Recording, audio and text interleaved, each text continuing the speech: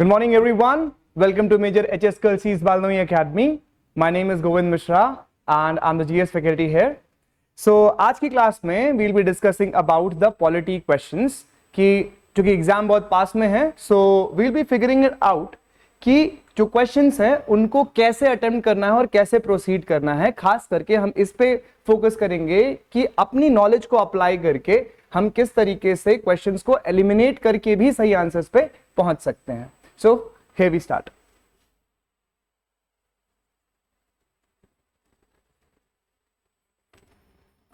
Okay, so here is the first question. जो पहला question है ये कहता है with the reference to the constitutional positions. He says constitutional positions and discretionary power of the governor and Indians of the Indian state consider the following statements. ठीक. So the governor can reserve any bill. देखो पहली चीज तो ये any bill passes by the state legislature for the consideration of the president and this is his discretionary explicitly beyond the pale of beyond the pale of judicial review. He says beyond the pale of judicial review. यानी कि देखो जो governor की discretionary power है that is there in article 200. ठीक, article 200 में governor की discretionary power होती है, लेकिन वहां पे ही just can not reserve any bill. There are a different list of it. There is a list of it जिसमें कि जैसे कि अगर कोई ऐसी पोजीशन है जिसमें कि नेशनल इंटरेस्ट को हर्ट किया गया हो, या ऐसी कोई बिल आई है जिसमें कि power of the high court को रिड्यूस करने की कोशिश की गई हो, या इंटीग्रिटी सोवरेनिटी ऑफ इंडिया को डिसमेंटल करने की कोशिश की गई हो उस बिल के अकॉर्डिंग, देन क्या होगा कि उस बिल को ये गवर्नर जो है वो रिजर्व कर सकता है फॉर प्रेसिडेंट्स रिकमेंडेशन.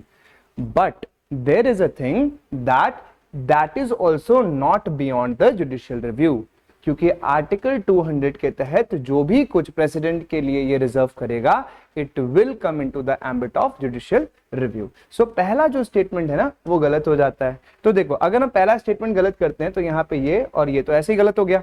ठीक, अब हमें चूज करना है बी और सी के बीच में. So let us see the next article, that article 200, if the governor reserves a money bill for the president's consideration, the president can direct the governor to return it to the state house for reconsideration. इसका मतलब क्या होता है कि article 200 के तहत देखो क्या है कि जो गवर्नर है वो क्या कर सकता है कि जो प्रेसिडेंट है वो उसको रिकंसिडरेशन के लिए वापस कर सकता है. Yes of course the president can return it. तो ये ऑप्शन जो है हमारा सही.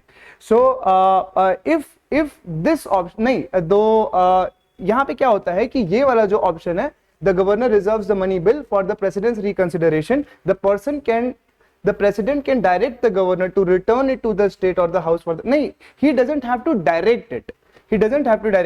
He can basically take the discretion on his own. So this statement is also wrong. So हमारा जो second है वो भी गलत हो जाता है and then आप 3 and 4 ऑटोमेटिकली सही हो जाता है. So if we see how to save the time, अब जब हम इन दोनों स्टेटमेंट्स को हमें पढ़ने की जरूरत नहीं पड़ी, इससे हमारा टाइम जो है वो बच गया. But for the practice test of course you should read every line of it, क्योंकि यहां पे क्या है कि आप सीखोगे, एक एक लाइन पे आप सीखोगे. That is important.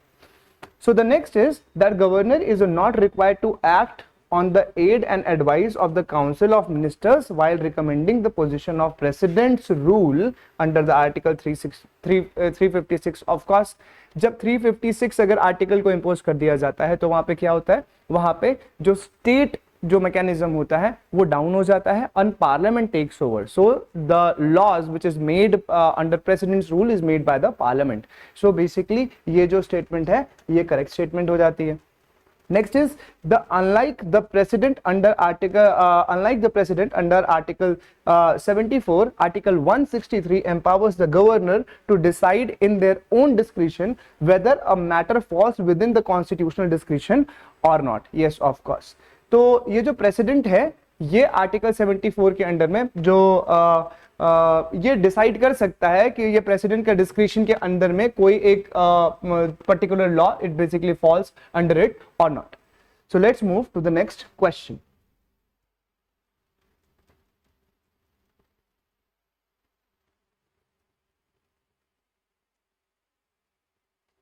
Okay, so now is this.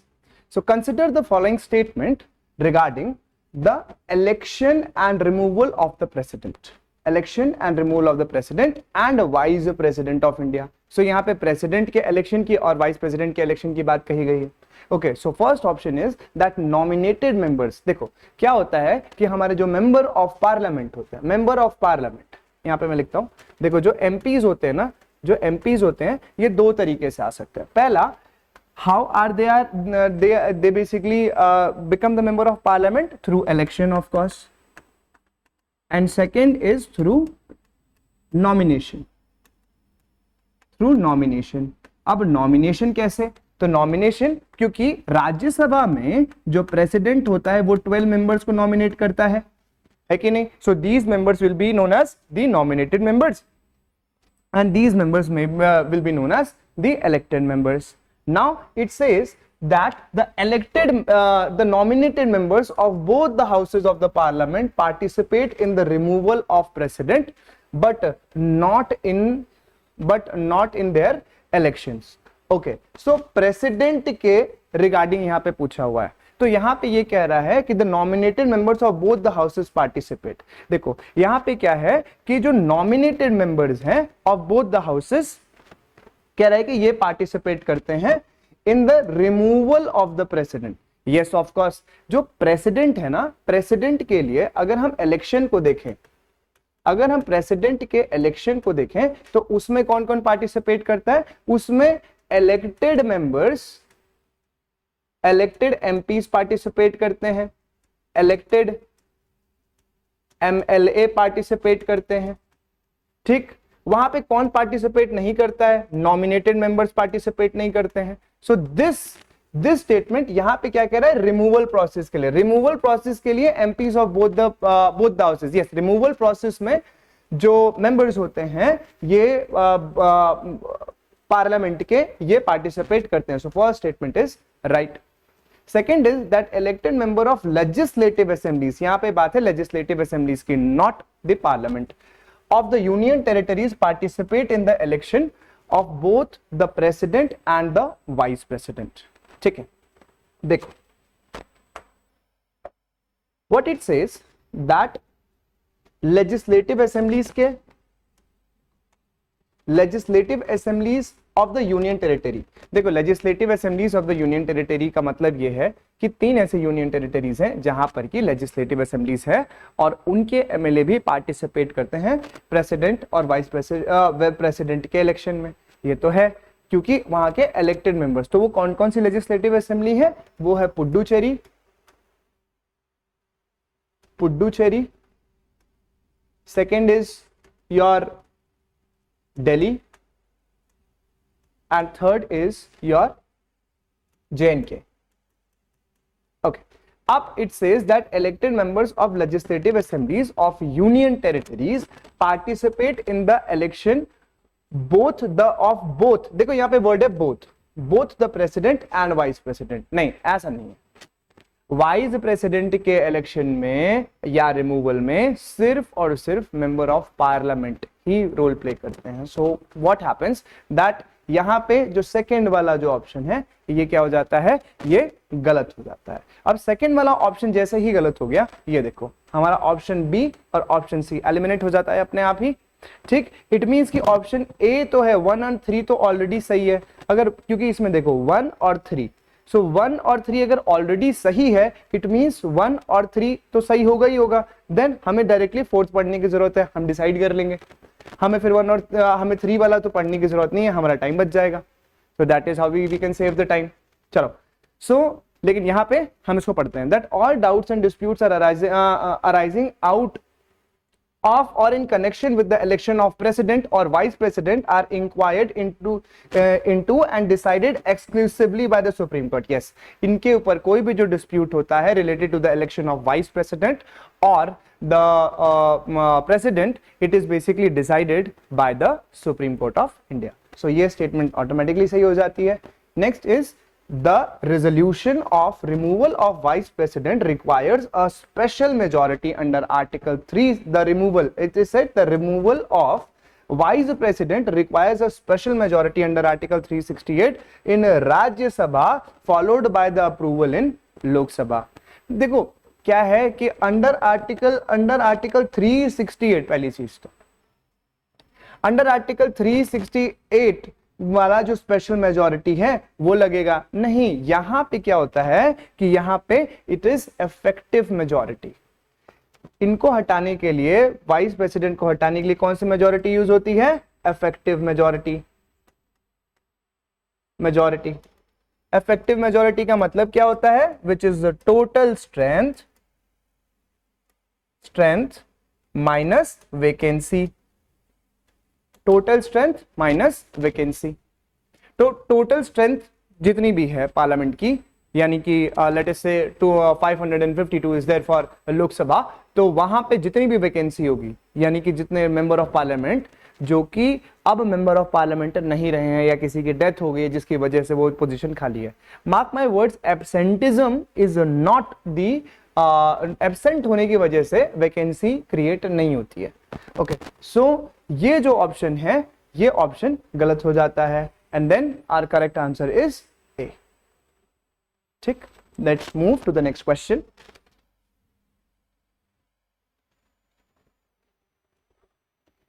Okay, so it is question number 3. Let us see. Okay, so it says that with reference to the types of majority prescribed in the constitution, types of majority prescribed in the constitution of India, consider the following statement. ठीक है, देखो अभी मैं आपको majority बता ही रहा था, तब तक नेक्स्ट क्वेश्चन भी आ गया।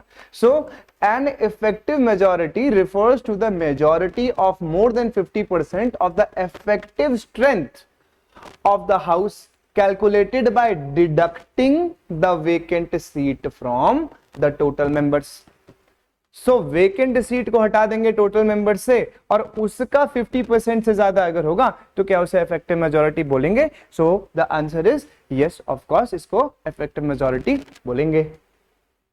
Okay, now the removal of speaker or deputy speaker of Lok Sabha under article 94 clause C requires a special majority under article 368. नहीं, the removal of speaker, deputy speaker, vice president, it's all requires effective majority. It requires effective majority, not the special majority. So this option is wrong. Now next is that the approval of proclamation of national emergency, proclamation of national emergency under article 352 requires a majority of the total membership of each house and a majority of not less than 2/3 members. Majority of not less than 2/3 members present and voting, यानी कि ये जो है ये किस चीज से related बात कर रहे हैं? ये बात कर रहे हैं related to your special majority. और इसके लिए क्योंकि नेशनल इमरजेंसी को इंपोज करना एक बहुत इंपॉर्टेंट मैटर है, बहुत बड़ा मैटर है, तो इसलिए क्या होगा कि इसको पास करना आसान नहीं रखा जाएगा, इसको और डिफिकल्ट बनाया जाएगा, एंड देयरफॉर इसके लिए एक स्पेशल मेजॉरिटी चाहिए होती है। यस, तो therefore this statement is correct statement. Next is that a resolution is passed by the राज्य सभा। किससे पास करना है? राज्यसभा से। Under article 249, empowering the parliament to legislate, empowering the parliament, किसे? Empowering the parliament to legislate. तो parliament को legislate करना है ऑन अ स्टेट लिस्ट। अच्छा ठीक है, यानी कि पार्लियामेंट जो है वो अब किसके ऊपर कानून बनाएगा? वो सारी की सारी चीजें जो कि स्टेट लिस्ट के अंडर में है। Subject requiring a special majority of 2/3 of the member present and voting, 2/3 of the member present and voting. Exactly, जब राज्यसभा के अंडर में एक रेजोल्यूशन पास होता है जहां पर कि राज्यसभा एग्जैक्टली एम्पावर करती है पार्लियामेंट को, that the parliament can make laws on the state matter, उसमें क्या होता है कि राज्यसभा के अंदर में स्पेशल मेजॉरिटी चाहिए होती है under article 249। Yes, so here option C, यानी कि only 3 option is correct. So पहला सही है, तीसरा सही है और चौथा सही है। Now let's move to the next question.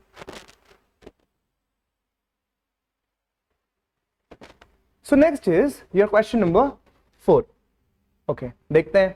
So regarding the office of speaker, देखो यहाँ पे स्पीकर, ये बहुत ही ज्यादा इंपॉर्टेंट टॉपिक है। स्पीकर को हम मिस नहीं कर सकते हैं। स्पीकर के सारे प्रोविजंस, क्या होता है, कैसे होता है, कैसे इलेक्ट किया जाता है, स्पीकर के क्या पावर्स होते हैं, ये सारी चीजें इंपॉर्टेंट है। So regarding the office of speaker of Lok Sabha and pro tem speaker, see pro tem speaker is another term. तो हमें ये देखना होगा कि पहले स्पीकर क्या होता है, फिर प्रोटेम स्पीकर क्या होता है। ठीक है, आगे देखते हैं। So consider the following statement. Okay, so now it says that the speaker of lok sabha vacates their office immediately upon the dissolution of the lok sabha। नहीं, ऐसा नहीं होता है, क्योंकि स्पीकर ऑफ लोकसभा जो होता है it remains there in the office until and unless the newly elected lok sabha meets। तो पहला वाला स्टेटमेंट तो देखो गलत हो जाता है यहाँ पे। Second is the pro tem speaker. देखो अगर पहला स्टेटमेंट अगर गलत हो गया तो हम इसको एलिमिनेट कर सकते हैं यहां से। ठीक, अब इसका मतलब 2 और 3 हमारा सही है, तो मतलब 2 और 3 हमारा सही होगा। हम फोर्थ को डायरेक्टली पढ़ करके अपना टाइम बचा सकते हैं, है ना, लेकिन we'll be doing it here। The pro tem speaker is appointed by the president under article 95 clause 1 and is administered oath by the president or someone appointed on their behalf। yes of course, देखो जो pro tem speaker होता है ना, pro tem speaker को इसलिए president elect करवाता है क्योंकि प्रोटेम स्पीकर का इलेक्शन होता है। प्रोटेम स्पीकर जो होता है उसका अपॉइंटमेंट होता है प्रेसिडेंट के द्वारा। ठीक है, not elected, I am sorry, is appointed. ठीक है, एंड ही इसका ओथ होता है which is administered by the president only. अच्छा, प्रोटेम स्पीकर का काम क्या होता है? प्रोटेम स्पीकर का काम होता है that he facilitates the oath ceremony of the newly elected Lok Sabha, उसको फैसिलिटेट करता है, क्योंकि वहां पे स्पीकर तो तब तक हुआ नहीं रहता है। दैट इज वाई एक प्रोटेम स्पीकर का पोजीशन बनाया गया है। नाउ नेक्स्ट इज, और ये बहुत ही ये टेम्परेरी है, this is a temporary speaker. ठीक है, नेक्स्ट इज दैट, और ये स्टेटमेंट सही है। Next is the speaker determines weather a bill is a money bill और नॉट। ये स्पीकर की बहुत इंपॉर्टेंट पावर होती है, बहुत इंपॉर्टेंट पावर होती है। And their decision cannot be questioned in any court of law on grounds of procedural irregularities। देखो बात ऐसी है कि जो मनी बिल होता है ना, मनी बिल एक एक्सपेंडिचर से रिलेटेड बिल होता है और उसमें डिले नहीं किया जा सकता। तो इस मनी बिल से रिलेटेड प्रोसेस को बहुत ज्यादा कॉम्प्लेक्स नहीं बनाया गया है, उसको इजी बनाया गया है ताकि उसको जल्दी से पास किया जा सके। एंड देयरफॉर जो मनी बिल है उसको कौन डिसाइड करेगा? उसको स्पीकर डिसाइड करेगा। और जब वो डिसाइड कर रहा होगा इस पर्टिकुलर प्रोसेस में क्या उसके डिसीजन को किसी कोर्ट ऑफ लॉ में चैलेंज किया जा सकता है? इसका आंसर है नहीं किया जा सकता है। And therefore this statement becomes correct. तो now we'll be reading the fourth statement।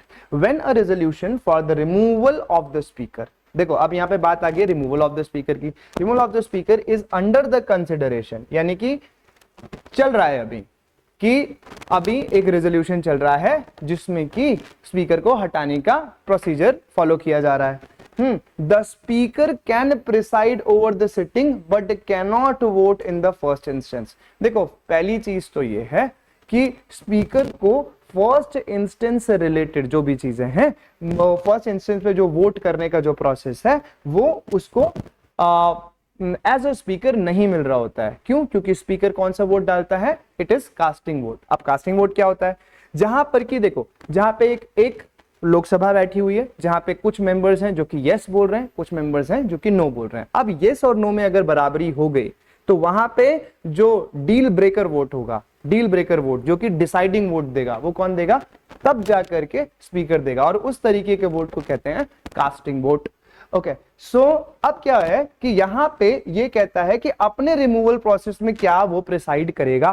पहली चीज, क्या वो प्रिसाइड करेगा। दूसरी चीज ये है कि क्या उसको वहां पे वोट करने का इंस्टेंस मिलता है? तो इसका आंसर है नहीं। देखो पहली चीज तो ये कि वो उस समय पर प्रिसाइड नहीं कर रहा होता है, और दूसरी चीज कि he gets the vote in the first instance, that is also not correct. आप उसके बाद उसको मिलता है चांस। तो ये जो है फोर्थ स्टेटमेंट है वो हमारा गलत हो जाता है। हमारा करेक्ट स्टेटमेंट होता है B. Now let's move to the next statement. Okay, now question number 5। Now question number 5 is related to with the reference of the legislative procedures, यानी legislative procedures and types of bills. See, types of bill से related question है, ये बहुत important topic है। 3 तरीके के types of bills हैं, basically 4 तरीके की, which is 1 is your ordinary bill, and next is your money bill, and other is your financial bill, and the next is your constitutional amendment bill. तो देखते हैं कि किस प्रोविजन के बारे में क्या क्या बातें की गई हैं। सो types of bills in the parliament, consider the following statement, ठीक है। फिर a finance bill 1 under article 1171, ठीक है, can only be introduced in Lok Sabha with the prior recommendation of the president, but Rajya Sabha has full power to reject or amend it, ठीक है, पहला statement हो गया ये। Second, आगे देखते हैं कि अ फाइनेंशियल बिल, यानी कि 2 तरीके के फाइनेंशियल बिल हैं, यानी कि एक टाइप 1 है और एक है टाइप 2, लेकिन दोनों का जो आर्टिकल का जो क्लॉज है, ये देखो ये अलग अलग है। It is 117 clause 3। So 117 clause 3 का ये cannot be passed by either house unless the president has recommended its consideration to that house, ठीक। यानी कि जो फाइनेंशियल बिल है उसको पास नहीं किया जा सकता एक भी हाउस से until and unless जो प्रेसिडेंट है ना वो रिकमेंड करेगा कि इसको कंसिडर किया जाना चाहिए या नहीं। Next is that in case of deadlock on a constitutional amendment bill, in the case of deadlock on the constitutional amendment bill, the president can summon a joint sitting of both the houses under article 108। देखो यहां पे जो बात कर रहे हैं वो constitutional amendment bill की बात कर रही है, और कॉन्स्टिट्यूशनल अमेंडमेंट बिल के तहत ये बहुत क्लियरली बताया गया है कि यहां पे जो है जॉइंट सिटिंग नहीं हो सकती है। It can not happen in case of joint sitting. तो हमारा जो थर्ड ऑप्शन है ना वो गलत हो जाता है। अब हमारा थर्ड ऑप्शन गलत होते ही ये देखो, ये गलत हो गया, ये गलत हो गया और ये गलत हो गया, एलिमिनेट हो गया, हमारा ये आंसर आ गया, हमारा टाइम भी बच गया, हमें चौथा वाला पढ़ने की जरूरत ही नहीं। Now let us see a bill pending in Rajya Sabha which has not been passed by the Lok Sabha does not lapse on the dissolution of Lok Sabha. Yes, देखो कोई भी चीज जो कि लोकसभा के अंदर है या लोकसभा से पास नहीं हुई है वो लैप्स हो जाती है, लेकिन जो लोकसभा से बाहर निकल चुकी है ना और लोकसभा तक पहुंची नहीं है, या तो राज्यसभा से ओरिजिनेट हुई है लोकसभा तक पहुंची नहीं है, तो लोकसभा को अगर उस बिल ने नहीं छुआ है देन व्हाट विल हैपन कि वो बिल जो है वो लैप्स नहीं होगी। लेकिन अगर लोकसभा के ने उसको कंसिडर कर लिया है then that bill will lapsed. Okay, so let's move to the next question. Now question number 6। देखो सी, मैं आपको ये बताता रहूंगा कि कौन कौन से ऑप्शंस गलत हैं, क्यों गलत हैं, क्या गलत है। आप एक काम करना कि आप यहाँ पे बगल में लिखते भी चलना, इससे आपका रिवीजन जो है वो मच बेटर होगा। सो देखो, consider the following statement regarding the council of ministers and the prime minister. ये देखो, ये एक अनदर इंपॉर्टेंट टॉपिक है, ये यूनियन एग्जीक्यूटिव का पार्ट है। Okay, so it is the total member of the ministers, including the prime minister in the central cabinet minister cannot exceed 15% of the total strength of both the houses combined.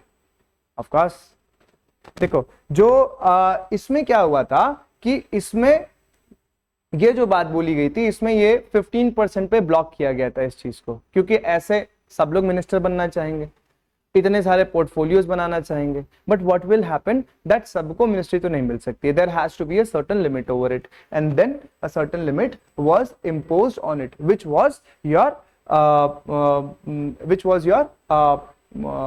15%। But here is the glitch. यहां पे देखो क्या glitch है, यहां पे glitch ये है that including the prime minister, पहली चीज, in central council of the minister cannot exceed 15%, ये तो बात है, of the total strength of both the houses of the parliament combined, नहीं, यहाँ पे हर एक हाउस के हिसाब से होता है।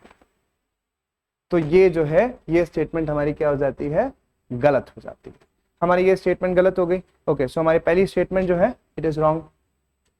चलो, now next is your second statement. अब हम सेकेंड स्टेटमेंट को देखते हैं।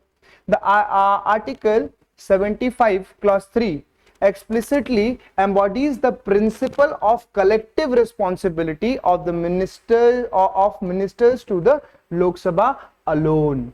देखो क्या है ना, यहां पे क्या होता है कि जो काउंसिल ऑफ मिनिस्टर्स हैं, council of ministers are basically responsible for they have the collective responsibility towards the parliament, but they have collective responsibility towards the parliament in general, लेकिन in towards लोक सभा in particular. तो यहाँ पे जो लोक सभा लिखा हुआ है, ये जो बात है ये सही बात है. Now next is that the advice tendered by the council of ministers to the president can be inquired into by the Supreme Court only during the hearing of the presidential reference under article 143. अच्छा देखो यहाँ पे एक जो word है, एक extreme word यहाँ पे आता है ओनली, और यहाँ पे है कि advice tender by the council of ministers president can be inquired by the supreme court only during the hearing. ऐसा नहीं होता है. So this statement becomes wrong. ठीक. नाउ नेक्स्ट इज योर देखो अब थर्ड के गलत होते ही क्या हुआ, थर्ड के गलत होते ही हमारा ये जो डी वाला है ये एलिमिनेट हो जाता है. हमारा fourth question, a minister who is not a member of either house of the parliament. ठीक है, अगर कोई एक मेंबर है जो कि दोनों ही पार्लियामेंट का पार्ट नहीं है, जैसे for example let us say the prime minister is there. Prime minister एक ऐसे व्यक्ति को बना दिया गया है जो कि ना ही राज्यसभा का मेंबर है और ना ही लोकसभा का मेंबर है. तो वैसे क्या ये पॉसिबल हो सकता है? यस ऑफ कोर्स ये पॉसिबल हो सकता है, but the only condition is that कि विद इन द 6 मंथ्स कि जैसे ही वो किसी हाउस को ज्वाइन करे, so with in the 6 months of that उसको क्या करना होगा, उसको ना अपनी मेजॉरिटी को प्रूव करना होगा on the floor of Lok Sabha और the Rajya Sabha in so whatsoever he wants to join the house. So ये वाला जो है कि a minister who is not a member of either house of the parliament for 6 consecutive months ceases to be the minister upon the expiry of that period. ठीक है, तो हमारा ये जो स्टेटमेंट है ये सही है कि 6 महीने के अंदर अंदर उसे करना होता है. अगर 6 महीने का एक्सपायरी हो गया तो फिर वो जो मेंबर है वो स्टॉप हो जाता है वो मेंबर होना. ठीक है. Now let us move to the next question. It is question number 7. Okay, it says that with reference to, देखो यहां पे एक और important word, fundamental rights. Fundamental rights guaranteed under part 3 of the constitution. Consider the following statements. ठीक है भाई, देखते हैं. So article 19 talks about article 19. So article 19 are automatically suspended during national emergency proclaimed on the grounds of armed rebellion as well as external aggression. नहीं, यहां पे जो term है एक ये क्या है कि एक्सटर्नल एग्रेशन पे ही सिर्फ ये सस्पेंड किया जाएगा, आर्म्ड रिबेलियन पे सस्पेंड नहीं किया जाएगा, और यहां पे तो दोनों के लिए कह रहा है. So this statement is wrong. तो हमारा पहला गलत हो जाता है. तो अगर हमारा पहला गलत हो गया तो ये और ये एलिमिनेट हो जाते हैं. Okay, and with this 3 and 4 automatically सही है. ठीक, हमें सेकंड वाला पढ़ने की जरूरत है, सेकंड वाले पे डिसीजन करेंगे. ठीक है, चलो. The right against self incrimination, यानी कि खुद के अगेंस्ट गवाही देना, खुद के अगेंस्ट ही अपने आप को कोर्ट के सामने ये बोलना कि नहीं I am the one who has committed crime etcetera. Under article 20 clause 3 extends to both criminal and civil proceedings, both criminal and civil proceedings as well as compulsory production of the material objects. सो देखो जो second statement है यहाँ पे, it says that compulsory production of the material object. नहीं, ये कोई right थोड़ी ना है कि आपको करना ही पड़ेगा, वो आपकी मर्जी है. अगर आपको करना है आप कर दो. देयरफॉर व्हाट इज देयर कि there is no compulsion into this. So this statement is wrong. अगर हमारा सेकंड गलत हो जाता है तो भाई ये गलत हो गया. अब हमारे पास बचा ये, हमारा ये स्टेटमेंट सही है. वैसे हम बाकी स्टेटमेंट देख लेते हैं. Under article 21 the right to clean environment and right to privacy are non explicit fundamental right delivered by the judicial interpretation. Yes of course. Now right to प्राइवेसी environment right to clean environment. राइट to clean एनवायरमेंट के लिए क्या था? MC Mehta case was there, MC Mehta case. And right to privacy के लिए कौन सा केस था? It was KS Puttaswamy case. KS Puttaswamy Puttaswamy. So KS Puttaswamy case was that. तो इससे क्या होता है कि आर्टिकल 21 का जो एम्बिट है ना, उसको सुप्रीम कोर्ट ने अपने judicial interpretation, judicial landmark judgment की वजह से उसके होराइजन को और एक्सपैंड करती चली गई। Okay, so next is that article point 4, that article 31C shields the law giving effect to article 39 clause B and 39 clause C from being challenged on the grounds of violating article 14 and article 19. Yes, see, अगर कभी भी ना if there is a clash, देखो article 39 clause B इसको समझते हैं। देखो article 39 clause B जो है यार, article 39 clause B and article 39 clause C, ये आर्टिकल 39 क्लॉज बी जो है और आर्टिकल 39 क्लॉज सी है, ये कहां के प्रोविजंस है? These are the provisions of fundamental और directive principles of the state policies. ये डीपीएसपी के आर्टिकल्स हैं। और देखो there can be clash between DPSP as well as fundamental rights. भाई किसी का फंडामेंटल राइट है लेकिन स्टेट को वेलफेयर भी तो करना है, तो भाई अगर स्टेट वेलफेयर करने लग जाएगी देन व्हाट विल हैपन? किसी न किसी का तो फंडामेंटल राइट वायलेट होगा। अब इन केस अगर ऐसा होता है तो आर्टिकल 39 क्लॉज बी और आर्टिकल 39 क्लॉज सी को अगर इंप्लीमेंट किया जाएगा तो उसमें आर्टिकल 14 और आर्टिकल 19 को क्या किया गया है कि ये आर्टिकल 39 क्लॉज बी और आर्टिकल 39 क्लॉज सी इसको ओवरराइड कर सकते हैं। अदरवाइज बाकी सारे फंडामेंटल राइट्स, अगर there is a clash then बाकी सारे फंडामेंटल राइट्स हमेशा ही आगे रखे जाएंगे। लेकिन in case of article 39 clause B and 39 clause C only जो है इसको हमेशा DPSP will win here in the time of clash between fundamental rights and DPSP. Okay, so question number 7 हमारा जो इसका जो सही आंसर है इट इज बी। सो हमारा सही है, इट इज 4 एंड ठीक। Let's move to the next question which is 8. It says it is regarding your directive principles of the state policy. Now see, directive principles of the state policy, DPS2.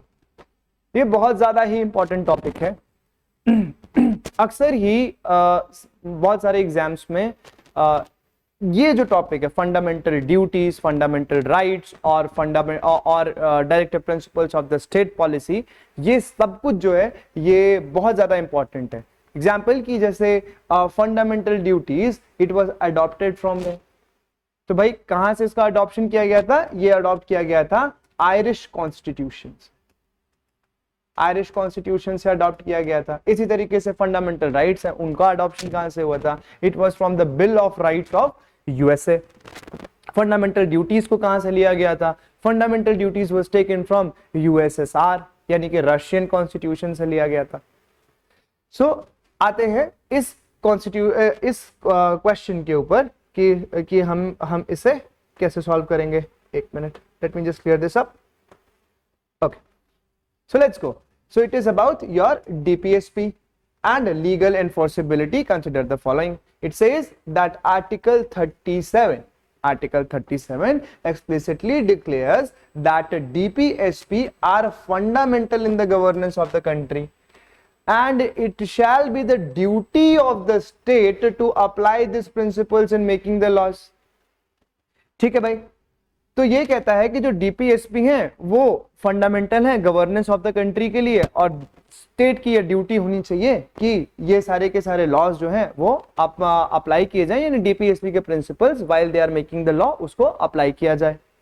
ठीक है, now it is the next statement, it says that of course it says that the 42nd constitutional amendment act 1976 added article 43b relating to the promotion of cooperative societies। देख लेते हैं। Next is, देखो यहां पे जो second statement है ना, this second statement is wrong, क्योंकि ना जितने भी, देखो इसको याद करने का क्या तरीका है कि 42nd कॉन्स्टिट्यूशनल अमेंडमेंट ने ना डीपीएसपी में, इन डीपीएसपी व्हाट इज देयर, कि डीपीएसपी में उन्होंने क्या करा है, उन्होंने ये किया है कि 42nd कॉन्स्टिट्यूशनल अमेंडमेंट आया, डीपीएसपी में जितने भी ए वाले आर्टिकल्स दिखेंगे, ए वाले आर्टिकल्स यानी कि आपका शुरू करते हैं 39A, 43A एंड 48A, ये सब कुछ ऐड किया गया था। जितने भी ए वाले आर्टिकल्स है ना, उनको ऐड किया गया था 42nd कॉन्स्टिट्यूशनल अमेंडमेंट से। और यहाँ पे किसकी बात की गई है, यहाँ पे बात की गई है 43B की। तो ये स्टेटमेंट हमारा गलत हो जाता है। नेक्स्ट इज यार, अगर ये स्टेटमेंट गलत है तो हम देखते हैं हमारा, अगर हम सेकंड को एलिमिनेट कर देते हैं, देखो यहां पे हमने एलिमिनेट कर दिया, यहां पे हमने एलिमिनेट कर दिया और यहां पे एलिमिनेट कर दिया, हमारा आंसर एग्जैक्टली निकल गया, हमारा टाइम भी बच गया। Next is that in Minerva Mills case in 1980, the Supreme Court held that the Indian Constitution founded on the bedrock of balance between the fundamental right and DPSP। देखो क्या होता है कि there has to be a balance, क्योंकि welfare के नाम पे सबका फंडामेंटल राइट तो नहीं हटाया जा सकता, और अगर सबका फंडामेंटल राइट सिर्फ रखेंगे तो for the greater good country का डेवलपमेंट कैसे होगा, और उसके लिए डीपीएसपी जरूरी है। एंड देयरफॉर सुप्रीम कोर्ट ने मिनर्वा मिल्स केस में ये बोला कि हमें कोई मिडिल पाथ फाइंड करने की जरूरत होती है, क्योंकि दोनों के बीच में हमें बैलेंस बनाने की जरूरत है। So this is your correct statement. And next is your fourth, which is article 50 directs the state to take steps to separate judiciary from executive in the public services of the state। See, there has to be, judiciary जो है वो state का part नहीं हो सकती है। वो अगर state का part होगी तो क्या होगा कि जो judgment है ना वो state के favor में आएगी। And at times what happens that state starts to exercise its power in a arbitrary manner। फिर अगर इतनी आर्बिट्ररी मैनर में अगर स्टेट पावर एक्सरसाइज करना शुरू कर देता है तो उसको कंट्रोल कौन करता है? Who is the guarantor of the fundamental right? It is supreme court. तो ये सुप्रीम कोर्ट की जिम्मेदारी बनती है कि किसको रोके? स्टेट को रोके, और हमारे फंडामेंटल राइट्स को रीइंस्टेट करे बाय इशूइंग रिट्स। तो इन सारी चीजों में कैसे हो सकता है? ये तभी पॉसिबल हो सकता है जब जुडिशरी स्टेट का पार्ट ना हो। So there has to be a separation between state and the judiciary. तो ये जो ऑप्शन है ये सही है, ठीक है। And therefore our option 1 is correct, option 3 is correct and option 4 is correct. Let's move to the next question. Okay, now question number 9. Consider the following statement regarding the fundamental. Consider the following question regarding the fundamental duties and enumerated in the articles 51A। देखो ये fundamental duties से related है। As I have told you, it is again an important topic. So fundamental duties were incorporated on the Constitution upon the recommendation of Justice J.S. Verma Committee। नहीं, देखो पहला statement ही गलत हो गया। Fundamental duties किससे incorporate किए गए थे? स्वर्ण सिंह कमेटी से। स्वर्ण सिंह कमेटी, स्वर्ण सिंह कमेटी, स्वर्ण सिंह कमेटी से किए गए थे। Okay, next is the 86th constitutional amendment act. तो अगर हम पहले वाले को एलिमिनेट करते हैं तो ये देखो हमारा ये और ये तो एलिमिनेट हो गया, ठीक। Next is the 86th constitutional amendment, constitutional amendment act 2002। 86th constitutional amendment act 2002 added a duty of providing education opportunities. देखो 86th जो कॉन्स्टिट्यूशनल अमेंडमेंट है ना, it was brought just for one thing and it was education. इसने क्या हुआ कि DPSP को भी अमेंड किया गया, यानी आर्टिकल 45 ऑफ डीपीएसपी को भी अमेंड किया गया था। इसमें आर्टिकल 21A एक नया फंडामेंटल राइट एक आर्टिकल को ऐड किया गया था by 86 constitutional amendment, that was also related to the education of children. And here also in fundamental duties it is related to ones children between the age of 6 to 14 years of age. सब में provision same है, but इन्होंने तीनों part को amend कर दिया था। And therefore this statement is correct, ठीक। हमारा सेकंड करेक्ट हो जाता है। Okay, now third is like fundamental rights, fundamental duties are directly enforceable through the writs issued by the high courts under article 2 to 6। नहीं, fundamental जो duties होती है ना, it is not enforced. Basically क्या है, these are the moral obligations on the citizens, not on the state first of all।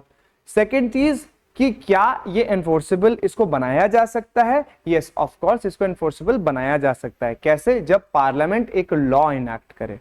लेकिन क्या ये जस्टिशिएबल इन नेचर है? No, it is non justiciable in nature and therefore हमारा जो third statement है ये क्या है? It is wrong.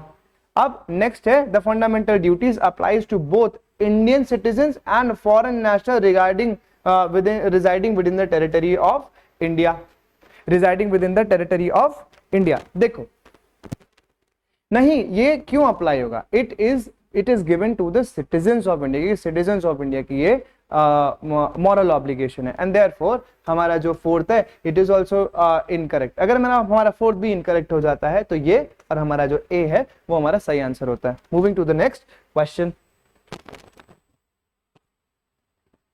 Question number 10, with reference to the jurisdiction of power of, देखो यहाँ पे है सुप्रीम कोर्ट के बारे में question.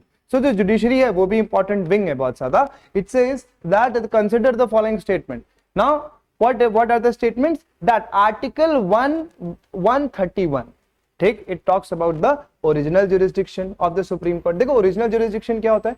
Original jurisdiction is basically when there is a dispute between the center and the states। तो यहाँ पे देखो कौन कौन से हैं? एक तो सेंटर और स्टेट के बीच में अगर कोई डिस्प्यूट हो गया, अगर सेंटर और दो स्टेट्स के बीच में कोई डिस्प्यूट हो गया, अगर एक स्टेट और एक स्टेट के बीच में कोई डिस्प्यूट हो गया, या दो स्टेट्स या दो से ज्यादा स्टेट्स और एक स्टेट के बीच में कोई डिस्प्यूट हो गया, इस तरीके के केसेस को क्या बोलेंगे? ये जो आएगा इसको कहेंगे ओरिजिनल ज्यूरिसडिक्शन। ये ज्यूरिसडिक्शन किसके पास होती है? It is there with just the supreme court of India.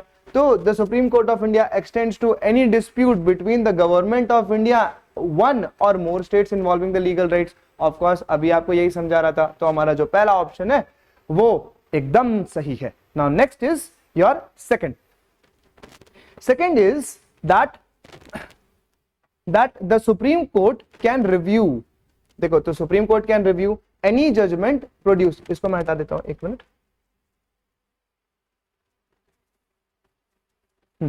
Can review any judgement pronounced or ordered made by it under article 137। See, क्या हुआ है कि जो सुप्रीम कोर्ट रिव्यू कर सकता है कोई भी judgement pronounce and order made by it, यानी कि वो अपने ही जो रिव्यू को, अपने ही डिसीजन को रिव्यू किया जा सकता है, या ऑर्डर जो उसने बनाया है उसको भी वो रिव्यू कर सकता है। ऑफ कोर्स ये जो है ये सुप्रीम कोर्ट के पास ये एक्सप्लिसिट चीज होती है कि ये अपने ही ऑर्डर्स को, अपने ही डिग्री को वापस से क्या कर सकता है? अपने ही वर्डिक्ट को चेंज कर सकता है या रीअफर्म कर सकता है। तो हमारा ये जो सेकंड स्टेटमेंट है it is also correct. Now next is the advice tendered by the supreme court, यानी कि जो सुप्रीम कोर्ट ने एडवाइस दी है टू द प्रेसिडेंट, किसमें? एडवाइजरी ज्यूरिसडिक्शन में। एडवाइजरी ज्यूरिसडिक्शन का मतलब क्या होता है कि जो प्रेसिडेंट है वो कॉन्स्टिट्यूशनैलिटी, किसी एक लॉ की कॉन्स्टिट्यूशनैलिटी के अगेंस्ट क्या है? पूछ सकता है सुप्रीम कोर्ट के जजेस से कि ये जो लॉ आया है ये कॉन्स्टिट्यूशनल है कि नहीं है। तो क्या अब जो सुप्रीम कोर्ट का जो जज है वो ऑब्लाइज्ड है कि वो प्रेसिडेंट को जवाब दे कि ना दे? सेकेंड चीज कि अगर उसने जवाब दे दिया तो क्या प्रेसिडेंट बाइंडिंग है उसके ऊपर कि ये सुप्रीम कोर्ट के जो जज है उसकी बात माने कि ना माने? लेट अस सी। सो यहां पे कहता है कि the supreme court to the president under article 143 clause 1, देखो यहां 143 clause 1, this is your advisory jurisdiction, is binding on the president. देखो यहां पे ये कह रहा है कि अगर सुप्रीम कोर्ट के जज ने अगर कोई एडवाइस प्रेसिडेंट को दे दी है तो क्या वो बाइंडिंग है प्रेसिडेंट के ऊपर? और इसका जवाब है बिल्कुल भी नहीं, it is not binding on the president. President का डिस्क्रिप्शन भाई बस एडवाइस ही तो है, एडवाइस की बाइंडिंग थोड़ी ना होती है। Next is under article 142 the supreme court in the exercise of its jurisdiction may pass such decree, make such order as is necessary for doing complete justice। देखो complete justice की बात कर रहा है, in any cause or matter, in any cause or matter। देखो यहां पे क्या है कि हमारा जैसे ही थर्ड गलत हुआ तो हमारा थर्ड से तो वैसे ही आंसर आ गया था, लेकिन हाँ आर्टिकल 142 के तहत क्या होता है? The supreme court is basically bound to deliver the complete justice. और उसके लिए it can pass a decree, it can pass a guideline, it can pass a order. तो भाई ये चीज तो कर सकती है supreme court. So this is the right statement और अपना आंसर है A. Let's move to the next question. चलो question number 11, consider the following statement regarding the high court and subordinate judiciary. ठीक है, हाई कोर्ट से related question है, subordinate judiciary. ठीक है, अभी रिट की बात की गई है। ठीक है, तो रिट की बात क्या की गई है कि द रिट ज्यूरिसडिक्शन, देखो यार रिट ज्यूरिसडिक्शन क्या होता है। कभी भी देखो हमें मिली है fundamental rights is given to the citizen against the state, and now if states violate our fundamental rights, who will reinstate our fundamental rights? This is the power given to the Supreme Court as well as the High Court. तो हम ये देखते हैं कि question number 11 में writ jurisdiction की बात की गई है। तो जो मैकेनिज्म है ना जिससे कि हमारी फंडामेंटल राइट्स को दिया जाएगा, मतलब रीइंस्टेट किया जाएगा, उसको कैसे किया जाएगा? उसको किया जाएगा थ्रू रिट ज्यूरिसडिक्शन, यानी कि रिट को पास करके दिया जाएगा। ठीक है, so now it is the writ jurisdiction of High Court under Article 226. ठीक है, writ jurisdiction ही है Article 226 is wider than that of Supreme Court under Article 32 because it extends to the legal right other than the fundamental rights. Yes, it is so true. क्योंकि जो Supreme Court है ना वो writ किस में देगा? सिर्फ और सिर्फ fundamental right से related, और जो High Court है ना वो किससे देगा?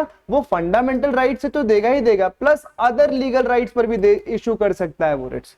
तो therefore अपना जो पहला स्टेटमेंट है वो करेक्ट है। सो हमारा पहला अगर करेक्ट हो जाता है तो हमारा ये और ये वैसे ही खत्म हो जाता है। Next is the high court can not issue a writ. देखो यहाँ पे वर्ड है कैन नॉट, ठीक है, इसमें ध्यान देना है, ये हम कभी कतार भूल जाते हैं एग्जाम में। So can not issue a writ to any authority located outside the territorial jurisdiction under any circumstances. तो देखो यहां पे ये है कि high court can not issue a writ to any authority located outside its territorial jurisdiction under any circumstances. ऐसा नहीं है, देखो जो पार्लियामेंट है ना वो क्या कर सकता है? हाई कोर्ट के ज्यूरिसडिक्शन को इंक्रीज या डिक्रीज दोनों कर सकता है। डिक्रीज मतलब इन द सेंस कि अपने ज्यूरिसडिक्शन को और कम नहीं कर सकता, लेकिन पार्लियामेंट जो है, जो हाई कोर्ट है, उसके ज्यूरिसडिक्शन को इंक्रीज कर सकता है। एंड देयरफॉर कह रहा है कि इन एनी सर्कमस्टेंसेस, नहीं ये एनी सर्कमस्टेंसेस में तो नहीं, जनरली ऐसा होता है, लेकिन parliament can basically increase the jurisdiction of the high court. तो ये जो स्टेटमेंट है ये स्टेटमेंट गलत हो जाती है हमारी। ठीक, now next is the appointment posting and promotion of district जजेस इन एनी स्टेट, यानी ये आप स्टेट के डिस्ट्रिक्ट जजेस की बात कर रहा है। In any state are made by the governor in consultation with the high court exercising jurisdiction over the state. Yes of course, जो डिस्ट्रिक्ट कोर्ट के ऊपर देखो कौन सा कोर्ट आता है, हमारा जो कोर्ट सिस्टम है वो ऐसा है। देखो सुप्रीम कोर्ट है, सुप्रीम कोर्ट के ऊपर के नीचे क्या आता है? हाई कोर्ट आता है, हाई कोर्ट के नीचे क्या आता है? डिस्ट्रिक्ट कोर्ट आता है। नाउ अगर डिस्ट्रिक्ट कोर्ट है, डिस्ट्रिक्ट कोर्ट के ऊपर पावर कौन एक्सरसाइज करेगा? Directly, which is high court. तो जो गवर्नर है वो इन्हीं के पोस्टिंग, इनके डिस्ट्रिक्ट कोर्ट के जजेस के पोस्टिंग और प्रमोशन के लिए किससे कंसल्ट करेंगे? वो कंसल्ट करेंगे हाई कोर्ट से। ठीक है, सो ये स्टेटमेंट हमारा हो जाता है सही। Next is that high court जजेस hold office until the age of 65 years. अच्छा, 65 years identical to that of supreme court? नहीं, दे होल्ड द, ये कितने साल तक करते हैं? 62 ईयर्स तक। तो अपना ये जो फोर्थ स्टेटमेंट है ये गलत हो जाता है। हमारा करेक्ट आंसर है A. Let's move to the next question. चलो, it says that with reference to the constituent assembly, अच्छा, this is about the making of the constitution. Let us see. So it is related to the constituent assembly and the making of the constitution. ठीक है, देखते हैं क्या कहता है कि the constituent assembly was constituted in November 1946 under the scheme formulated by the cabinet mission plan. तो भाई कैबिनेट मिशन प्लान जो है उसके बेसिस पे हमारा क्या बना था? कॉन्स्टिट्यूएंट असेंबली बनी थी। ठीक, आगे बढ़ते हैं। कि the members of the constituent assembly were directly elected. देखो directly elected by the people of India, नहीं, क्या था, देखो on the basis of adult suffrage. देखो पहली चीज तो ये कि अडल्ट सफरेज तब आई ही नहीं थी, क्यों, क्योंकि देयर वर टैक्स कौन पे कर रहा है इसके बेसिस पे मिलता था, कौन कितना पढ़ा लिखा है, एजुकेशन के बेसिस पे राइट्स मिलते थे टू गिव द वोट। तो ये स्टेटमेंट तो गलत है, अडल्ट सफरेज की वजह से भी गलत है, plus directly elected, no they were not directly elected, they were indirectly elected, क्योंकि प्रोविंसेस से इनडायरेक्टली इलेक्ट करके गए थे, तो ये गलत है। Second is doctor Sachchidanand. देखो अगर हमारा सेकंड स्टेटमेंट गलत हो जाता है तो क्या होता है, सेकंड स्टेटमेंट गलत, सेकंड स्टेटमेंट गलत और सेकंड स्टेटमेंट गलत, ये देखो एक ही बार में अपना आंसर आ गया। वेल देन लेट अस सी, डॉक्टर सजदानंद सिन्हा। मैं आपको क्या सिखाने की कोशिश कर रहा हूं कि जैसे ही आप किसी एक स्टेटमेंट को एलिमिनेट करें, वहां पे आप तुरंत ही ऑप्शंस को देखना शुरू करें कि आप किसको एलिमिनेट कर पा रहे हैं अपने नॉलेज से। इससे आपका काम बहुत आसान हो जाएगा और आप ज्यादा क्लियर हो जाओगे। Let us see. Dr. Sajidanand Sinha was elected as the temporary president of the Constituent Assembly. Yes, of course, following the French practice. Yes, ऐसा ही हुआ था। वो सबसे बड़े थे क्योंकि एज में, तो उनको सबसे पहले टेम्पररी प्रेसिडेंट बना दिया गया ताकि वो इलेक्शन करवा पाए वहां पे प्रेसिडेंट के लिए, और फिर प्रेसिडेंट इलेक्ट किए जाते हैं Rajendra Prasad. So the objective resolution, next statement is that objective resolution which outlined the guiding principles of the constitution was moved by Jawaharlal Nehru on December 13, 1946. देखो पहली मीटिंग ऑफ सीए कब हुई थी, first meeting of constituent assembly was there on 9th of December 1946। इसके ठीक 4 दिन के बाद, आफ्टर जस्ट 4 days, इसके ठीक 4 दिन के बाद क्या हुआ था कि आफ्टर जस्ट 4 days, यानी कि 4 days later व्हाट हैपेंड, 13 दिसंबर आ जाता है और उस दिन क्या हुआ था कि जवाहरलाल नेहरू ऑब्जेक्टिव रेजोल्यूशन जो है उन्होंने पेश किया था। So now let's go to the next question. Question number 13, consider the following statement regarding the preamble. देखो this is again a very important topic and it's a easy one, so consider the following statement regarding preamble. Okay, let us see. The preamble was amended only once by 42nd constitutional amendment act 1976, which added the word socialist, secular and integrity. भाई ये बात तो एकदम सही है कि ये चीज तो की गई थी, ठीक है, क्योंकि ये वर्ड ऐड किए गए थे इसमें, ठीक। फिर next is the Berubari union case 1960। The Supreme Court held that the preamble is an integral part of the Constitution. नहीं, बेरूबारी केस में क्या बोला गया था कि सुप्रीम कोर्ट की जजमेंट में this was said that it is just an introductory part, it is not the integral part of the Constitution and therefore it cannot be amended. तो अपना सेकंड जो है वो गलत हो जाता है, और सेकंड को अगर हम एलिमिनेट करें, ये देखो ये एलिमिनेट हो गया, ये एलिमिनेट हो गया और ये एलिमिनेट हो गया, अपना ये आंसर आ गया। चलो हम देखते हैं next is in Kesavananda Bharati case in 1973 the supreme court held that preamble can be amended under article 368 subjected to the basic structure doctrine. Yes, Kesavananda Bharati case ने क्या किया था कि ये बोला था कि बेरूबारी केस में जो सुप्रीम कोर्ट का जो जजमेंट था उसको रिवर्ट कर दिया। देखो केशवानंद भारती केस में पहले तो 13 जजेस की कॉन्स्टिट्यूशनल बेंच बैठी थी, अब तक की सबसे बड़ी बेंच है ये। सेकंड, इन्होंने ये बोला कि यहाँ पे इसमें डॉक्ट्रिन ऑफ बेसिक स्ट्रक्चर दिया। क्या दिया गया? Doctrine of basic structure. Basic structure का मतलब क्या है कि आपको ये अलाउ किया जाता है, यानी कि पार्लियामेंट को ये अलाउ किया जाता है कि वो कॉन्स्टिट्यूशन को अमेंड कर सकते हैं। Yes, they can amend it, but they should amend it in the ambit in such a way कि जो बेसिक वैल्यू है ना एक आर्टिकल की जिसको कि अमेंड किया जा रहा है, उसकी वैल्यू ना चेंज हो, उसका जो इंटेंट है ना वो ना चेंज हो। इसका मैं आपको एग्जांपल समझाता हूं। जैसे कि आपको अलाउ किया गया कि आप ट्रीज कट कर सकते हो इन a reason full of trees, ठीक, जिसको कि हम जंगल बोलते हैं, फॉरेस्ट बोलते हैं, आपको अलाउ किया गया। अब आपने पेड़ काटना शुरू किया, आपने 2-4 पेड़ काटे, 10 पेड़ काटे, तब तो ठीक है, लेकिन आपने इतने सारे पेड़ आप नहीं काट सकते कि उस जगह को जंगल कहलाना ही भूल जाए।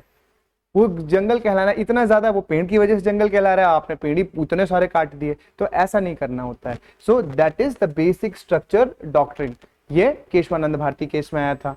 Next is the preamble is neither a source or power the preamble is neither a source of power to the legislature nor a prohibition upon the power of legislature and is non-judicial। ये statement एकदम सही है।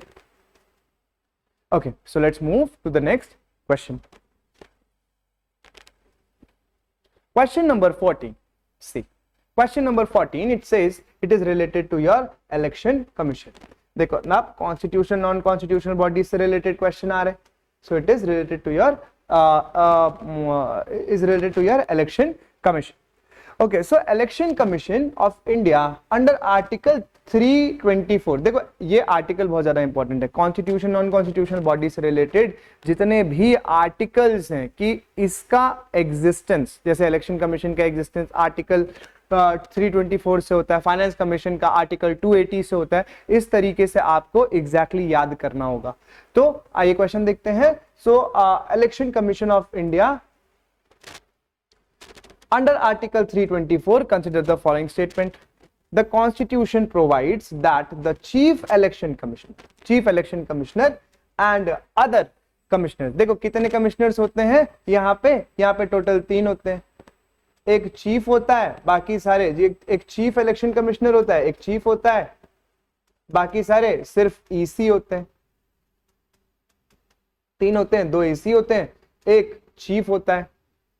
कहता है कि the constitution provides the chief election commissioner and other commissioner have equal power and receive equal salaries matching those of supreme court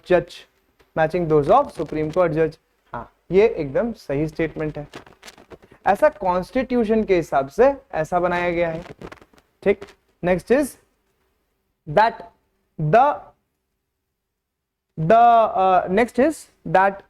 the chief election commissioner can be removed from the office only in like manners on the grounds of जज of the supreme court. देखो, जो election commissioners हैं उसको कैसे हटाया जा सकता है? It is in the same fashion, in the same way as the supreme court के जजेस को जिस तरीके से हटाया जाता है, ठीक उसी प्रोसेस से ही इलेक्शन कमिश्नर को हटाया जाएगा। ओके, सो ये जो स्टेटमेंट है, ये स्टेटमेंट भी सही है। Next is that an election commissioner or a regional commissioner can be removed from the office by the president on the recommendation of chief justice of India। ऐसा नहीं है। पहली बात तो ये कि जब हमने ये चीज देख लिया कि सुप्रीम कोर्ट के जज को हटाने के तरीके से, यानी कि there has to be parliamentary approval, there has to be voting in the parliament, तब हटाया जा सकता है। तो ये जो स्टेटमेंट है, ये स्टेटमेंट गलत हो जाती है, क्योंकि ये तो बस रिकमेंड करी है, ये हट जाएंगे, ऐसा नहीं होता। Next is the constitution explicitly debars election commissioner from any further appointment by the government। नहीं, इलेक्शन कमिश्नर्स को डिबार नहीं किया गया है, ठीक है। So this statement is wrong. So अपना जो करेक्ट स्टेटमेंट है, अपना जो करेक्ट आंसर है, it is A. Let's move to the next question. Okay, so here is question number 15। It is related to again a very important body which is your CAG, Comptroller and Auditor General of India। ठीक है, देखते हैं क्या कहता है कि the CAG is appointed by the President by warrant and seal under warrant and seal and holds office for a term of 6 years or up to 65 years of age। 6 years और 65 years of age। ये जो है 6 और 65, ये हमेशा याद रखेंगे। ये ज्यादातर जितने भी अपॉइंटमेंट्स है ना, 665 ये कॉमन है, तो ये स्टेटमेंट एकदम सही है। Next is second, the administrative expenses of the office of CAG, यानी कि ऑफिस ऑफ कैग को चलाने के लिए जो भी खर्चा आएगा, are charged upon the consolidated fund of India and are not subject to parliamentary vote. Exactly देखो क्या होता है कि हमारा जो भी खर्चा होता है वो हमारे पास एक सेविंग्स अकाउंट है हमारे देश का, उसमें रखा जाता है। उस सेविंग्स अकाउंट का नाम है कंसोलिडेटेड फंड ऑफ इंडिया। ठीक, यहाँ पे इस कंसोलिडेटेड फंड ऑफ इंडिया के लिए क्या होता है कि यहाँ पे लगाने के लिए, ना let me just explain you this concept कि क्या होता है। देखो सीएफआई है, सीएफआई से अगर हमें पैसा विड्रॉ करना है तो ये दो तरीके से विड्रॉ होगा। ठीक, पहला होता है चार्ज्ड अपॉन, यानी कि इसके ऊपर जो चार्ज्ड अपॉन है ना, इट इज नॉट वोटेबल। क्या होता है? इट इज नॉट वोटेबल, यानी कि पार्लियामेंट के जो मेंबर्स हैं इसके ऊपर वोट नहीं करेंगे। Next is it is made from. Made from का मतलब होता है कि ये जो जितने भी मेंबर्स हैं ये क्या होंगे कि ये इसके ऊपर वोट करेंगे। तो यहां पे क्या कहता है कि जो एडमिनिस्ट्रेटिव एक्सपेंसेस है it is not charge, of course it is not charged upon. ये जो है ये करेक्ट स्टेटमेंट है। Next is the CAG audits the account. मैं इसको हटाता हूं।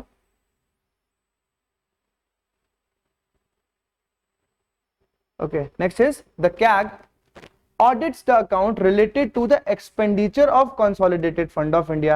ठीक है, क्या का काम ही यही है। It is called the controller and auditor general of India। तो किस चीज का ऑडिट करता है? या ऑडिट का मतलब क्या होता है? लेखा जोखा मेंटेन करना। लेखा जोखा किस चीज का मेंटेन कर रहा होता है? ये कि कंसोलिडेटेड फंड ऑफ इंडिया से किस तरीके से पैसा खर्च हुआ है, कितना पैसा खर्च हुआ है, कितना वापस आया है, उस चीज का पूरा लेखा जोखा लेजर मेंटेन करता है controller and auditor general of India.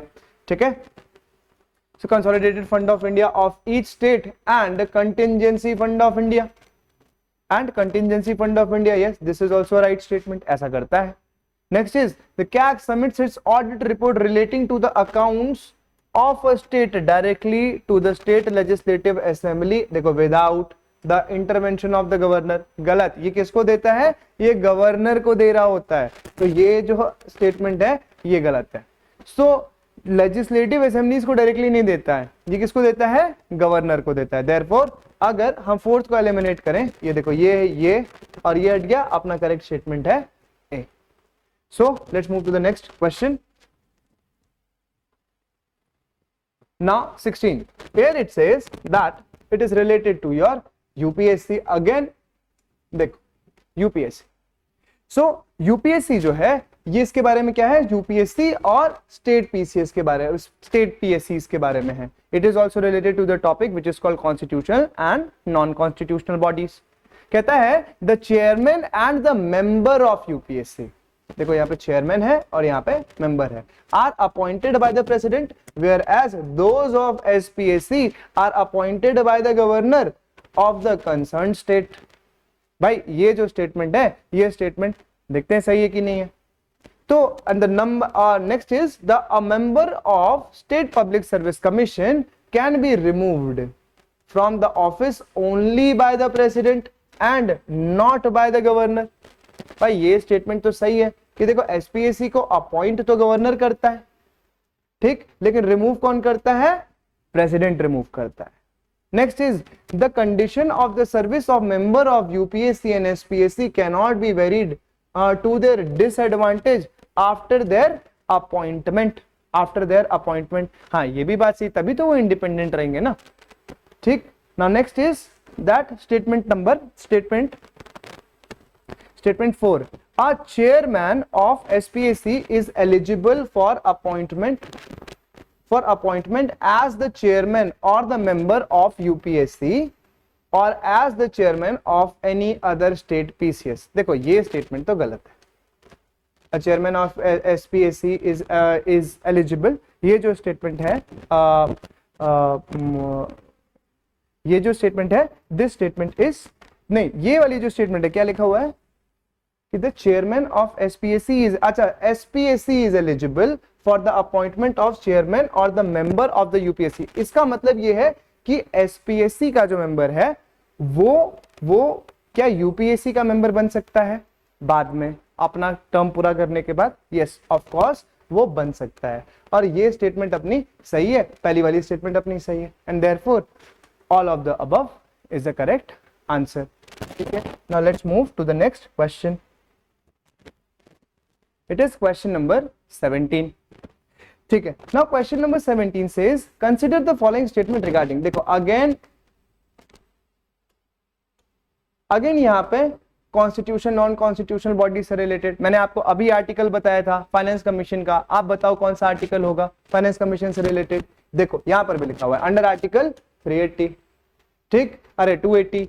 It is says that the finance commission consists of the chairman and 4 other members appointed by the president. Okay, so it consists of a chairman and 4 other members. तो एक chairman होगा plus 4 और members होंगे, total 5 members होंगे. yes, ये statement एकदम सही है. next is कि the qualification of the members and the member of their selection are determined by the parliament by law. ठीक है, तो क्वालिफिकेशन ऑफ द मेंबर्स, ठीक, it is given by the law. Parliament जो है वो qualification decide करते हैं किसकी, फाइनेंस कमीशन के मेंबर्स की. ये स्टेटमेंट जो है एकदम सही है. Next is the recommendation made by the finance commission. तो फाइनेंस कमीशन का बेसिक काम क्या है. देखो फाइनेंस कमीशन क्या करता है, ये पैसे का बंटवारा करता है. जितना पैसा आ गया, रेवेन्यू आ गया, अब इस पैसे का बंटवारा करेगा. किसके किसके बीच में, स्टेट के बीच में करेगा और सेंटर के बीच में करेगा. और स्टेट्स यानी कि बहुत सारे स्टेट्स के बीच में कि यार उत्तराखंड को इतना पैसा मिलना चाहिए और महाराष्ट्र को इतना पैसा मिलना चाहिए, मध्य प्रदेश को इतना पैसा मिलना चाहिए, उत्तर प्रदेश को इतना पैसा मिलना चाहिए. इन सब का बंटवारा जो है वो करता है finance commission of India. So here it says that the finance commission the recommendation made by the finance commission are binding on the union cabinet. देखो फाइनेंस कमीशन जो होती है ना, ये एक एडवाइजरी बॉडी होती है सिर्फ, और इसका एडवाइजरी अगर ये बॉडी है, इट मींस कि इसकी कोई भी जो रिकमेंडेशन होगी वो मात्र एडवाइस होगी, it won't be binding on the government. तो हमारा थर्ड जो स्टेटमेंट है वो गलत हो जाता है. और हमारा थर्ड स्टेटमेंट गलत होता है इसी, ये गलत हो गया, ये गलत हो गया और ये गलत हो गया. इट मींस कि ए आ गया हमारा सही answer. Next is the finance commission recommends measures needed to augment the consolidated fund of state to supplement the resource of panchayat and municipalities. Yes, of course, this is also a correct statement. Let's move to the next question.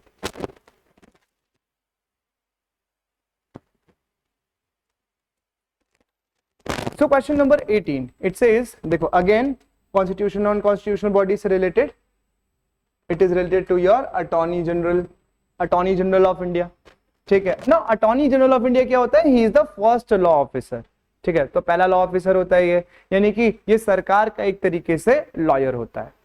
कि सरकार के against अगर कोई भी case होता है, supreme court, high court, कहीं पर भी, तो उसका केस कौन लड़ने जाता है, अटॉर्नी जनरल ऑफ इंडिया जाता है. ठीक है, and I am talking about the central government. State government में कौन जाता है, he is the advocate general. चलो यहां पे देखते हैं. It says that the attorney general is appointed by the president and must be qualified to be appointed as the जज of the supreme court. he must be qualified to be the judge of the supreme court. इतना इसके पास qualification होनी चाहिए. yes of course, ये एकदम सही statement है. next is the attorney general has the right of the audience in all the courts in the territory of India and right to speak and take part in the proceedings of both the houses of the parliament with the voting rights. यहाँ पे हर चीज तो एकदम सही लिखी है कि audience है हर कोर्ट में, हाँ जी होता है. क्या इसके पास right to speak and take part in the proceedings है ऑफ बोथ द हाउसेस, हाँ जी ये भी होता है. लेकिन वोटिंग राइट्स क्या इसके पास है, नहीं जी, वोटिंग राइट्स नहीं. Voting rights, who is having the voting rights, see a voting right will be just be with the member of the parliament, and he is not the member of the parliament, so therefore he won't be getting the voting rights. तो चलो अपना second जो है वो गलत हो जाता है. सेकंड गलत होते ही क्या होगा, ये देखो ये कट गया, ये कट गया. ओके, सो हमारे दो स्टेटमेंट एलिमिनेट हो गए. Now next is your third one. It is the remuneration of attorney general is fixed by the parliament under the second scheme of the constitution. Okay, and then next is the advocate general. देखो यहाँ पे फिर से advocate general है, and it is talking about what, it is talking about state. So advocate general is basically there in the state, is there in the state, or attorney general is there in the center. Okay, now next is that the advocate general of the state holds the office during the pleasure of the governor. He says that he holds the office during the pleasure of the governor. देखो ये जो statement है, ये statement सही है। जो attorney general भी होता है वो प्लेजर ऑफ द प्रेसिडेंट के अंडर में जो है वो काम कर रहा होता है, और एडवोकेट जनरल जो है वो कहां पे काम कर रहा होता है, प्लेजर ऑफ गवर्नर के अंडर में काम कर रहा होता है। Okay, so if we see that our fourth statement becomes correct. Okay, so यहां पे जो हमारा थर्ड स्टेटमेंट है, the remuneration of the attorney general is fixed by the parliament under the second schedule, नहीं, एजी का नहीं fix होता है, सो अटॉर्नी जनरल का नहीं फिक्स होता है। इट इज अंडर जो सेकंड शेड्यूल में, उसमें speaker, president, governor, deputy speaker, CAG इनका फिक्स होता है, लेकिन अटॉर्नी जनरल का नहीं होता है। एंड देयरफॉर हमारा जो डी ऑप्शन है गलत है, हमारा बी ऑप्शन सही है। Let's move to the next question. So that is 19.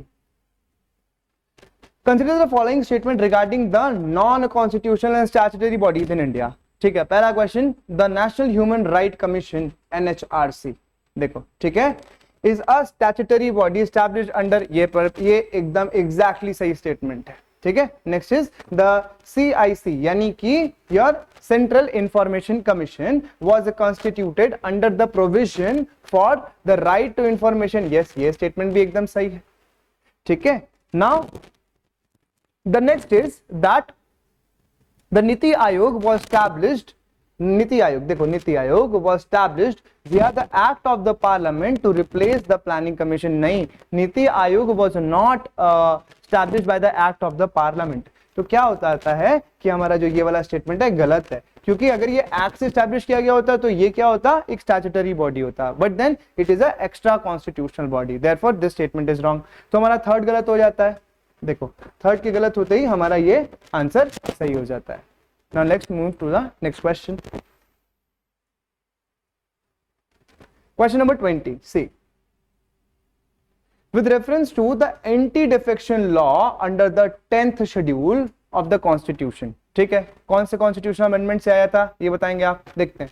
So in the an independent member of the house, independent member यानी कि जो किसी पार्टी से लिंक होकर के नहीं आया है, वैसा member becomes disqualified if he joins any political party after their election, any political party after their election. ठीक है भाई, of course. Next is a nominated member of the house, a nominated member of the house becomes disqualified if they join any political party within 6 months of time taking their seats. Is it within 6 months? Within 6 months या 6 months के under में अगर उसने join कर लिया तो ठीक है, एक्सपायरी ऑफ 6 मंथ्स ज्वाइन करेगा तो दिक्कत है ना, एक्सपायरी ऑफ 6 मंथ्स में ज्वाइन करेगा तो दिक्कत होती है। तो यहाँ पे विद इन लिखा हुआ है, so he has to join within 6 months. अगर 6 मंथ्स के बाद उसने ज्वाइन किया तब दिक्कत है, तब क्या होता है, हमारा जो सेकंड स्टेटमेंट है ये गलत हो जाता है। सेकंड स्टेटमेंट के गलत होता है, इफ यू सी ये गलत और ये गलत, हमारा सही स्टेटमेंट आ जाता है ऑप्शन बी। फिर भी देखते हैं, the decision on the disqualification under 10th schedule is taken by the president, is the presiding officer. अच्छा, प्रिसाइडिंग ऑफिसर लिखा हुआ, is presiding officer of the house and is subject to the judicial review. Yes, ये statement एकदम सही है। Presiding officer मतलब लोकसभा में कौन होता है, लोकसभा में होता है स्पीकर, और राज्यसभा में कौन होता है, the chairman. Okay, now next is your fourth, the 91st Constitutional Amendment Act 2003 deleted the provision regarding the split by 1/3 member. Yes, of course. So ये statement जो है वो एकदम सही है। Now let's move to the next question. So 21 पे आते हैं, देखो। Consider the following statement regarding the pardoning powers. देखो ये बहुत इंपॉर्टेंट है, pardoning powers of the president. ठीक है भाई, पार्डनिंग पावर्स देखते हैं।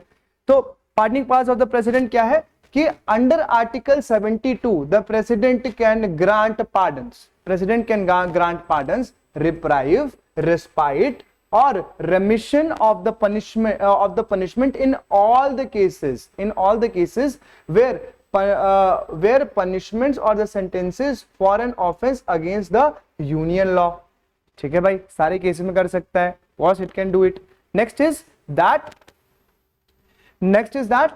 the governor under article 161 cannot grant pardon in the case of death sentences in any circumstances. ये भी बात एकदम सही है भाई, yes, ठीक है. in any circumstances what it can do, it cannot grant pardon in case of death sentence under any circumstances. देखो यहाँ पे any circumstances लिखा हुआ है. It cannot grant pardon, yes of course it cannot grant pardon on death sentences, but under any circumstances नहीं, ऐसा नहीं है, क्योंकि उसको पार्लियामेंट जो है वो अलाउ कर सकता है. तो क्या है ये स्टेटमेंट, क्या हो जाता है गलत. आप यहाँ पे देखो एक एक्सट्रीम वर्ड का use. Next is that the exercise of pardoning power by the president and governor is subject to limited judicial review on the grounds of arbitrariness, malified or non applicability of the mind. ये statement एकदम सही है. Next is the president exercises pardoning power upon the independent personal discretions. Independent personal discretions के हिसाब से क्या वो कर सकता है, and is not bounding by the advice of the union home minister. देखो क्या है कि जो पार्डनिंग पावर्स है ना प्रेसिडेंट की, it is not a discretionary in nature, किसी भी तरीके से नहीं है. He is bounded by the aid and advice of the council of minister. तो हमारा ये जो स्टेटमेंट है ये क्या होता है, ये गलत हो जाता है. ओके, जैसे ये गलत होता है हमारा करेक्ट स्टेटमेंट आ जाता है statement 1 and 3 only. Let's move to the next question. Question number 22 को देखते हैं. ठीक है, देखो with reference to the parliamentary committees. ठीक है, parliamentary committees की important topic है of the Indian Parliament. Consider the following statement. ठीक है, अब parliamentary committees के बारे में देखते हैं. It says that the public account committee यानी PAC's account consists of 22 members. ठीक है, it consists of 22 members, 15 from Lok Sabha, 7 from Rajya Sabha, elected through the proportional representation. ठीक है भाई, बात एकदम सही है. Next is that a minister cannot be elected as a member of public account committee. ठीक है, पब्लिक अकाउंट कमेटी का मिनिस्टर जो है वो मेंबर जो है वो नहीं हो सकता. ये एकदम सही बात है, इट कैनॉट बी मेंबर नहीं हो सकता है ये. ठीक है, और कौन कौन सी कमेटी है वो देखो, public account committee, estimate committee, ये जो सारी की सारी कमिटीज हैं इसका मेंबर कौन नहीं हो सकता है, जो भी मिनिस्टर है यानी जो भी एग्जीक्यूटिव है, ही कैनॉट बी द मिनिस्टर. ठीक है. थर्ड क्या कहता है कि the state committee consist of 30 members drawn from exclusively from Rajya Sabha. अरे नहीं, इट एक्सक्लूसिवली, एस्टिमेट कमेटी को कहां से लिया जाता है, exclusively from Lok Sabha, not from Rajya Sabha. तो हमारा थर्ड स्टेटमेंट जो होता है वो गलत हो जाता है. हमारा थर्ड स्टेटमेंट गलत होते ही ये देखो, ये तीनों गलत, ये सही, चौथा अपने आप सही. Let's move to the next question. So question number 23, here it says that consider the following statement regarding, देखो इंटरस्टेट काउंसिल के बारे में बात की गई है. ये एक कॉन्स्टिट्यूशनल बॉडी है जिसको कि प्रेसिडेंट बनाता है for the coordination between the centre and the state. देखते हैं आगे क्या होता है. And the zonal council, zonal council के बारे में बात की गई है. ठीक है, the interstate council is a constitutional body set up under article 263 bye the president of India. तो प्रेसिडेंट ऑफ इंडिया जो है वो सेट करता है interstate, it is a constitutional body, मैंने आपको अभी बताया. तो ये स्टेटमेंट जो है वो करेक्ट है. Next is the prime minister serves as the chairman of the interstate council. Yes, prime minister जो होता है वो हेड होता है इंटरस्टेट काउंसिल का. तो ये स्टेटमेंट जो है एकदम सही है. Now next is your zonal council. अच्छा, जोनल काउंसिल्स के बारे में देखो, जोनल काउंसिल जो होती है ना वो एक तरीके के स्टैट्यूटरी बॉडीज होती हैं, ये कॉन्स्टिट्यूशनल बॉडीज नहीं होती हैं. Okay, so are the constitutional bodies created under the 7th constitutional amendment act? नहीं, ये जो बात है भाई ये बात एकदम गलत है. It is not the constitutional body. तो हमारा देखो थर्ड को हटा दो, देखो आ गया कि नहीं आ गया आंसर, एग्जैक्टली आ जाता है. चलो let's move to the next question. और अपना फोर्थ जो है वो ऑलरेडी सही स्टेटमेंट हो जाएगा.